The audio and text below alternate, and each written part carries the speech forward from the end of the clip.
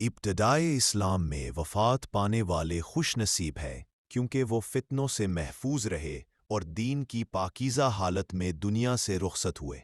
نیک اور صالح لوگ ایک ایک کر کے دنیا سے اٹھا لیے جائیں گے اور ان کے بعد بے عمل، بے قدر اور دنیا پرست لوگ رہ جائیں گے جن کا اللہ تعالیٰ سے کوئی سچا تعلق نہ ہوگا۔ فتنوں کے دور میں دین پر قائم رہنا بہت مشکل ہوگا، اس لیے جو دیندار باقی بچیں وہ اللہ سے رو رو کر دعا کریں کہ وہ انہیں بھی محفوظ رکھے۔ دنیا کی چمک دمک عورتوں کو بہکا دیتی ہے۔ سونے کے زیورات اور زعفران کی زردی جیسی ظاہری خوبصورتی اکثر خواتین کو دین سے غافل کر دیتی ہے۔ مسلمان کو چھوٹی سے چھوٹی تکلیف پر بھی اجر ملتا ہے، چاہے جوتے کا تسمہ ٹوٹ جائے، مال کم ہو جائے یا کوئی اور معمولی نقصان ہو، اللہ تعالیٰ اس پر بھی اجر عطا کرتا ہے۔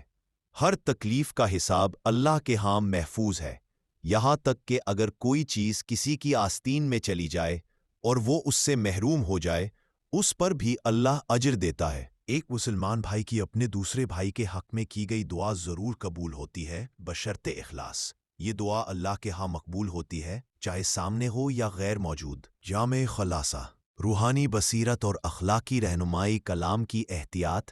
انسان کے الفاظ اس کے قابو میں ہوتے ہیں جب تک وہ زبان سے ادا نہ کرے، لیکن ایک بار زبان سے نکل جانے کے بعد وہی الفاظ انسان کو قید میں لے لیتے ہیں۔ اس لیے بولنے سے پہلے سوچنا ضروری ہے، کیونکہ بے احتیاطی سے کہے گئے الفاظ انسان کو شرمندگی، نقصان یا پچھتاوے میں ڈال سکتے ہیں۔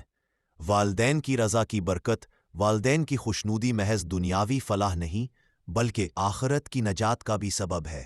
ماں باپ کی خدمت، ان کی عزت اور ان کے دل سے نکلنے والی دعائیں انسان کی زندگی میں کامیابی کا راستہ کھولتی ہے۔ دل کا نور ایمان سے خالی ہونا، اگر انسان پر نصیحت یا قیمت یعنی نیک باتوں یا روحانی پیغام کا کوئی اثر نہ ہو تو یہ اس بات کی علامت ہے کہ اس کا دل ایمان کے نور سے خالی ہے۔ ایسے دل مردہ ہوتے ہیں جن پر حق بات اثر نہیں کرتی۔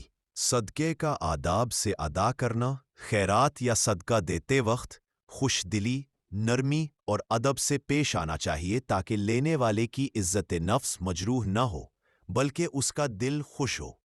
حقیقی صدقہ وہی ہے جس میں لینے والا خود کو ذلیل نہ سمجھے بلکہ سراسر محبت محسوس کرے۔ انسان کی کمزوری اور فانی حقیقت، انسان ایک ضعیف اور فانی مخلوق ہے، لیکن وہ خود کو طاقتور سمجھ کر تکبر کرتا ہے اور خالق حقیقی کو بھول جاتا ہے۔ جب انسان اپنی حقیقت کو پہچان لے تو وہ عاجزی اور انکساری کی طرف مائل ہوتا ہے، جو اللہ کی قربت کا ذریعہ ہے۔ قربانی کا جذبہ، سچا عاشق یا مخلص انسان وہ ہوتا ہے جو اپنی ذات کو فنا کر دے لیکن کسی اور کی بقا یا بھلائی کے لیے جیتا رہے۔ ایسے لوگ اپنے نفس کو مار کر دوسروں کے لیے جیتے ہیں۔ یہی اصل ایثار اور فدائیت ہے۔ وقت کی قدر و نیکی کی فکر، اس دن پر افسوس کرنا چاہیے جو گزر گیا لیکن اس میں کوئی نیکی نہیں کی گئی۔